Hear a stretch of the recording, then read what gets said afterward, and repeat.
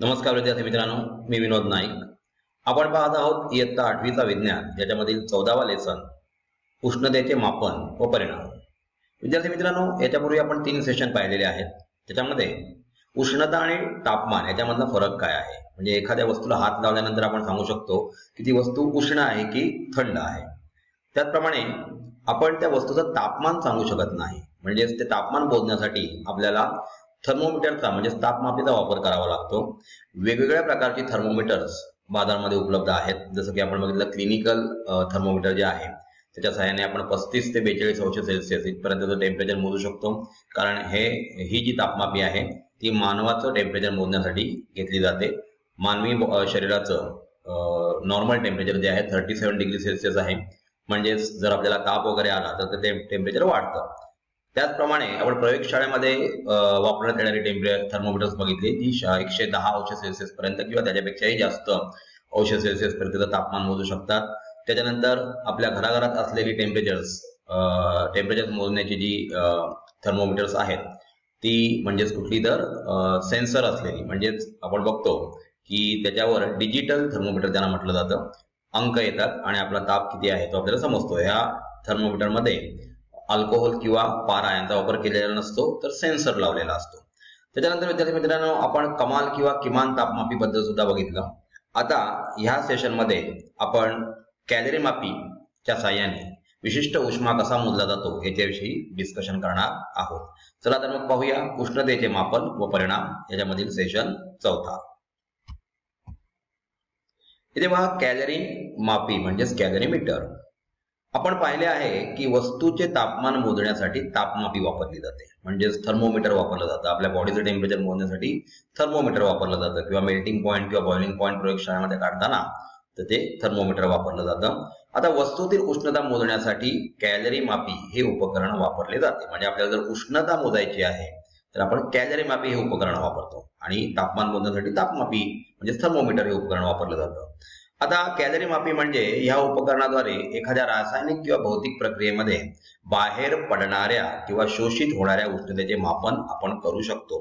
म्हणजे रासायनिक पदार्थ आपल्याला माहिती आहे की एक्झोथर्मिक रिएक्शन असते, एंडोथर्मिक रिएक्शन असते किंवा भौतिक प्रक्रियेमध्ये जर ऊर्जा बाहेर पडत असेल तर ती ऊर्जा मोजण्यासाठी कॅलरी मापीचा वापर केला जातो. आता आकृतीमध्ये एक कॅलरी मापी दाखवलेली आहे बघा. यात एखाद्या थर्मास फ्लास्क प्रमाणे आत व बाहेर अशी 2 भांडी असतात. आपल्याला थर्मास फ्लास्क बद्दल माहिती आहेच.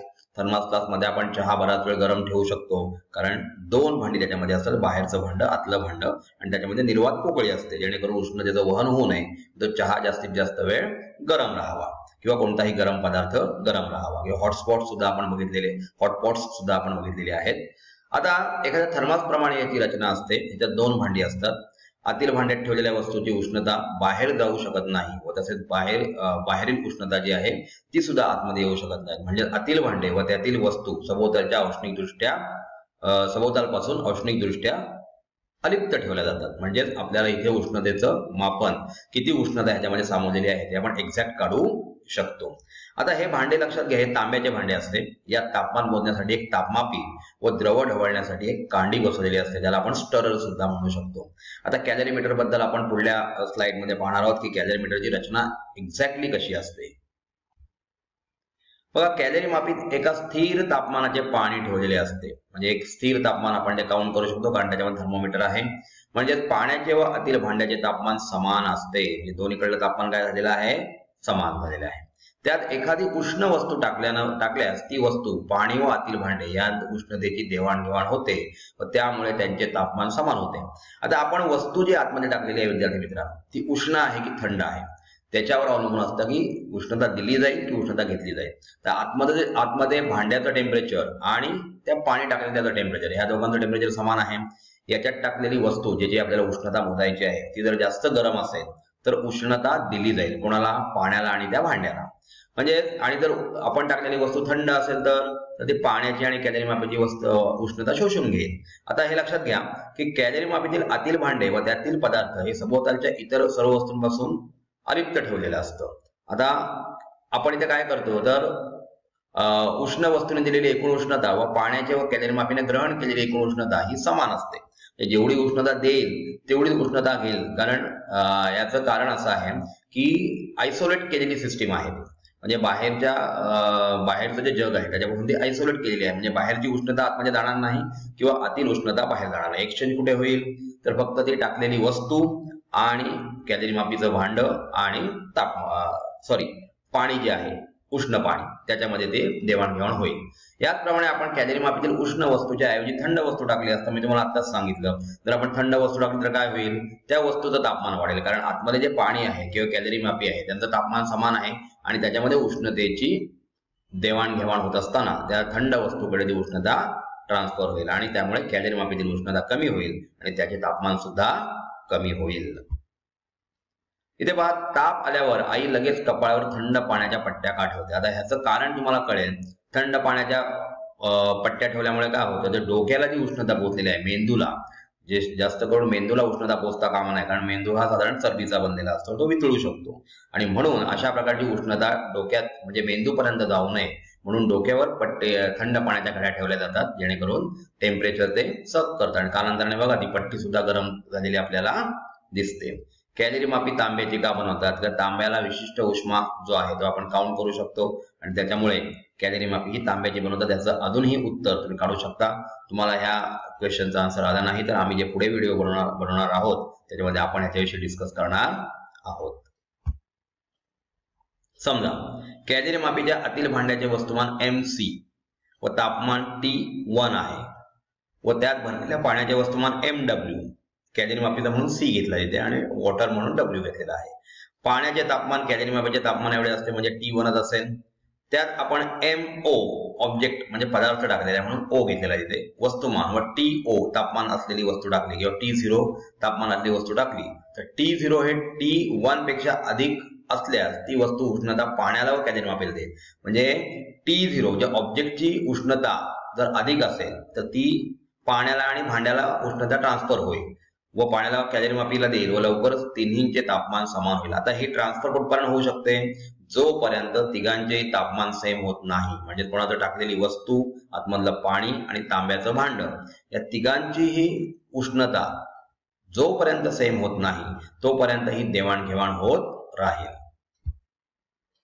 आता इथे बघा कॅलरी मापी आपल्याला दिसते, त्याचे काही पार्ट बघूया. तापमापी ठेवलेली आहे, बाहेरचं भांड आपल्याला दिसतंय, ढवळण्यासाठी कांडी आहे म्हणजे ढवळणी आहे. इथे उष्णता रोधक झाकणवर लावलेला आहे, उष्णता रोधक कडे आहे आतमधल्या साईडला आणि मध्ये पोकळी आहे बघा, हवेची पोकळी आहे आणि ते पॅक केलेलं आहे म्हणजे थर्मास फ्लास्क जसा असतो त्याप्रमाणे त्या कॅलरी मापीची रचना आहे. या अंतिम तापमानास आपण TF म्हणूया, म्हणजे तापमान एकदा देवाणघेवाण झाली की आपण टाकलेली वस्तू उष्ण असेल तर तापमान वाढत जाईल, आपण टाकलेली वस्तू जर थंड असेल तर तापमान कमी होत जाईल. मग त्या टेम्परेचरला आपण TF म्हणजे फायनल असं म्हणूया.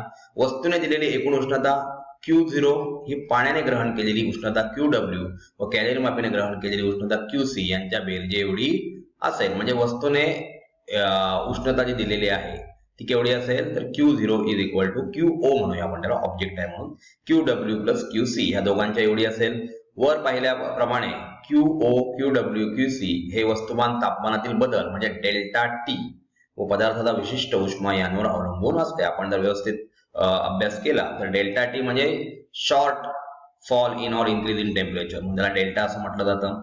आणि विशिष्ट उष्मा जो आहे त्याच्यावर अवलंबून आहे. प्रत्येक पदार्थाचा विशिष्ट उष्मा वेगवेगळा आहे, याच्याविषयी आपण मागच्या सेशनमध्ये पाहिलेलं आहे. काही पदार्थ दिले होते आणि त्यांचा विशिष्ट उष्मा म्हणजे हीट कॅपॅसिटी आपण बघितलेली आहे, जशी ती पाण्याची 1 आहे, 1 कॅलरी पर ग्रॅम डिग्री सेल्सिअस. आता बघूया कॅलरी मापीच्या पदार्थाचा, पाण्याचा व गरम वस्तूच्या पदार्थाचा विशिष्ट उष्मा अनुक्रमे आपण CC, CW आणि CO. C हा जो मोठा C काढलेला आहे तो कसला सिंबॉल आहे तर विशिष्ट उष्माचा आहे. कॅलरी मापीचा आहे म्हणून C छोटा C लिहिलाय. CW पाण्याचा, वॉटर आणि C ऑब्जेक्ट O असल्यास सूत्र 3 वापरून आपण कशा प्रकारे त्याचा विशिष्ट उष्मा काढू शकतो किंवा ऊर्जा किती ग्रहण केली किंवा ऊर्जा किती सोडलेली आहे, उष्णता किती दिलेली आहे ते सुद्धा काढू शकतो. इथे पहा QO, O म्हणजे काय तर object, is equal to MO हे त्याचं मास आहे ऑब्जेक्टचा, आपण जो पदार्थ टाकलाय. डेल्टा T0 म्हणजे इन्क्रीज किंवा rise in temperature, TO minus TF हे असेल आणि CO. आता इथे बघा T फायनल पेक्षा, कारण उष्णता दिलेली आहे म्हणजे ऑब्जेक्टचं टेम्परेचर जास्त असणार आणि म्हणून TF फायनल टेम्परेचर कमी झालेले असेल, कारण इथे टेम्परेचरची देवाणघेवाण झालेली असते, म्हणून TO - TF. QW काय असेल, आता हे पाण्याने उष्णता घेतलेली आहे, त्याची पूर्वीची जी उष्णता आहे ना TI इनिशियल त्याची उष्णता ती कमी असेल, कारण पदार्थाकडून उष्णता घेतल्यामुळे फायनल टेम्परेचर त्याचा वाढलेला असेल, म्हणून TF - TI डेल्टा TW ची व्हॅल्यू म्हणजे MW delta TW into CW हा QW चा फॉर्म्युला आहे, घेतलेली उष्णता. आणि QC म्हणजे सुद्धा तांब्याच्या भांड्याने उष्णता घेतलेली असेल, कारण तो पदार्थ आहे तो गरम होता, उष्ण होता. MC into delta TC into CC. इथे बघा डेल्टा TC लिहिताना सुद्धा TF - TI लिहिलाय. याचं कारण तो ऑब्जेक्ट होता तो जास्त उष्ण होता आणि त्याच्यामुळे पाण्याचं किंवा तांब्याच्या भांड्याची उष्णता वाढणार आहे, कारण उष्णता दिली जाणार आहे, म्हणून T फायनल पहिला येणार -TI. तेच आपण वरच्या सूत्रात बघितलं QOच्या सूत्रात, त्यामुळे डेल्टा TO ची व्हॅल्यू TO - TF होती, कारण तो पदार्थ उष्ण होता आणि T फायनल जी होती ती कमी, कारण टेम्परेचर आता ट्रान्सफर केल्यानंतर देवाणघेवाण झाल्यानंतर त्या ऑब्जेक्टची उष्णता कमी कमी होत जाणार आहे, म्हणजे फायनल टेम्परेचर कमी असणार आहे, म्हणून TO - TF तिथे दिलेलं आहे. आता सूत्र 4 प्रमाणे बघा, M0 डेल्टा TO म्हणूया आपण त्याला, CO is equal to MW delta TW CW plus MC delta TC आणि CC. म्हणजे ह्यांचे फॉर्म्युले इथे वापरलेले आहेत. सूत्र 4 मध्ये आपण सूत्र बघितलं QO is equal to QW plus QC. आता सर्व तापमानांचे वस्तुमानांचे मापन आपण करू शकतो, तसेच पाण्याचा व कॅलरी मापीचा म्हणजे तांब्याचा विशिष्ट उष्मा आपल्याला माहित आहे, आणि तो माहित असल्यास वस्तूच्या पदार्थाचा विशिष्ट उष्मा आपण सूत्र 5 वरून काढू शकतो. आणि याच्याबद्दल अधिक जास्त माहिती आपण 9वी आणि 10वी इत्यामध्ये बघणार आहोत.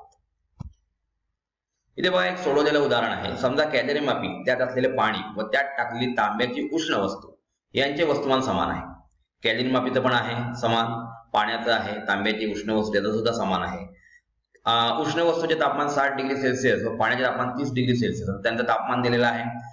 व तांब्याचा व पाण्याचा विशिष्ट उष्मा क्रमशः 0.09 कॅलरी पर ग्रॅम डिग्री सेल्सिअस आणि पाण्याचा आपल्याला माहिती आहे 1 कॅलरी पर ग्रॅम डिग्री सेल्सिअस आहे.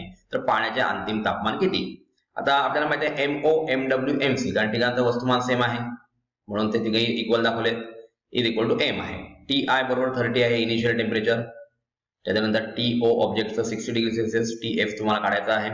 आता सूत्र 4 वरून समजा M गुणिले 60 - TF म्हणजे डेल्टा T येतो इथे, इंटू त्याची विशिष्ट उष्मा C.09 बरोबर या दोघांच्या ह्यांची बेरीज करायची आहे, म्हणजे M गुणिले TF - 30 गुणिले 1, कारण विशिष्ट उष्मा पाण्याचा किती आहे 1.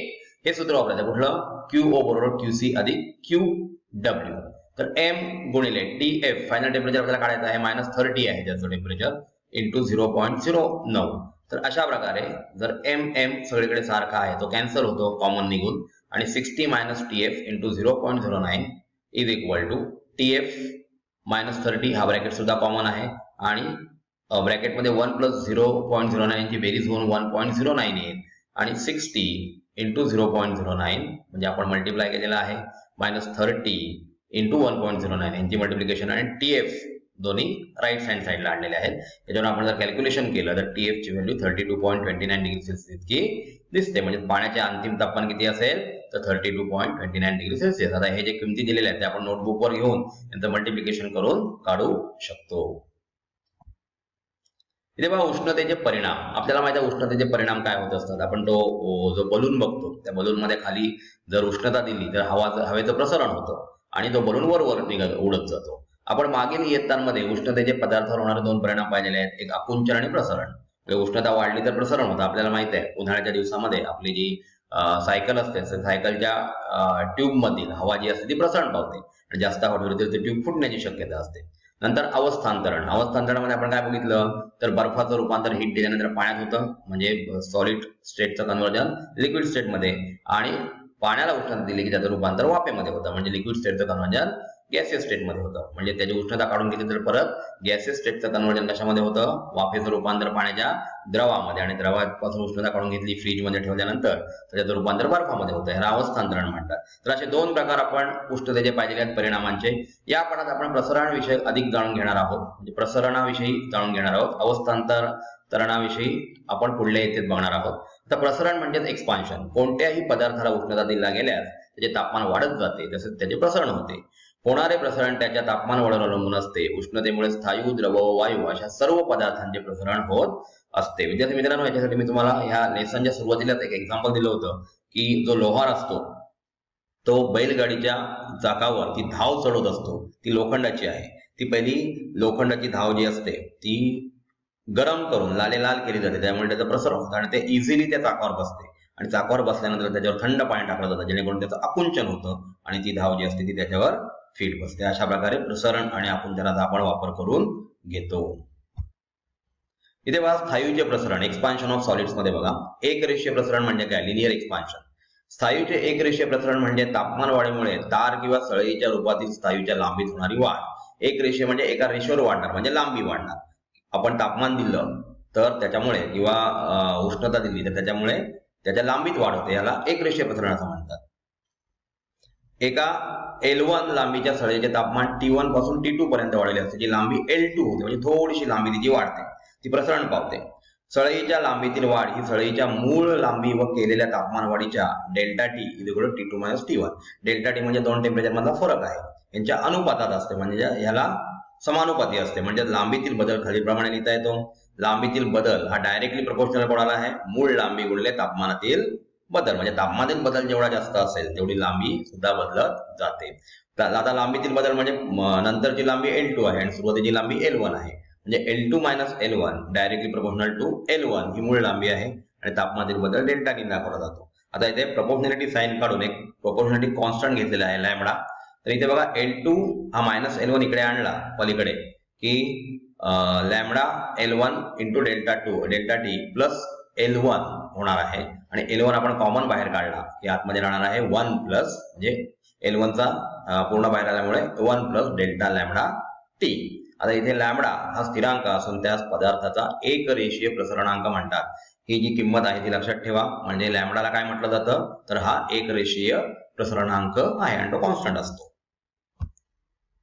वेगवेगळ्या पदार्थांचे प्रसरणांक वेगवेगळे असतात. वरील सूत्रावरून असे दिसून येते की दोन पदार्थांच्या समान लांबीच्या सळ्यांचे तापमान समान परिमाणाने वाढविले असता डेल्टा टी समान असता ज्या पदार्थाचा प्रसरणांक जास्त तो पदार्थ जास्त प्रसरण पावेल व त्या पदार्थाची सळई जास्त लांबी जास्त वाढेल. म्हणजे आपण तांब आणि लोखंड हे दोन धातू घेतले तर त्यांचा प्रसरणांक वेगवेगळा असतो, लॅम्बडाची किंमत वेगळी असते आणि म्हणून एक सेम टेम्परेचरला त्या दोघांची लांबी कमी अधिक प्रमाणात वाढलेली आपल्याला दिसते.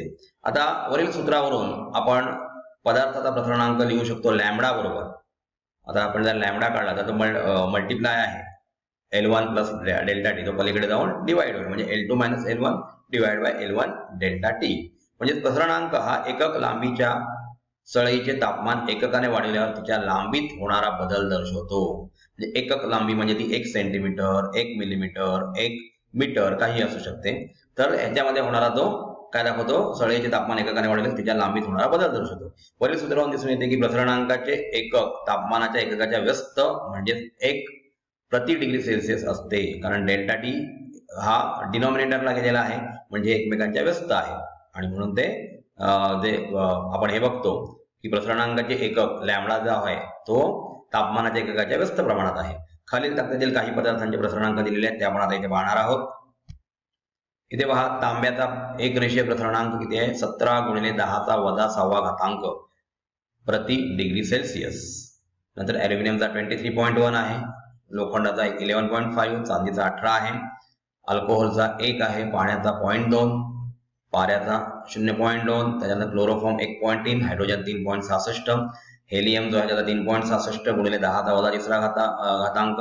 10⁻³ प्रति डिग्री सेल्सिअस. नायट्रोजन आहे 3.67 × 10⁻³ प्रत्येक ठिकाणी 10⁻³ दुसऱ्या दोन कॉलम मध्ये लावा आणि पहिल्या कॉलम मध्ये 10⁻⁴ आहे, त्याला गुणाकार करा त्यांचा.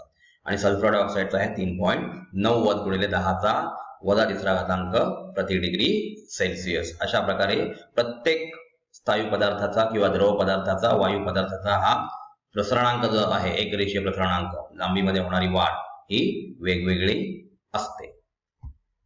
तर विद्यार्थी मित्रांनो, आपण या सेशन मध्ये काय शिकलो, तापमापीचा वापर करून विशिष्ट उष्मा किंवा दिली गेलेली उष्णता किंवा घेतलेली उष्णता कशा प्रकारे काढू शकतो.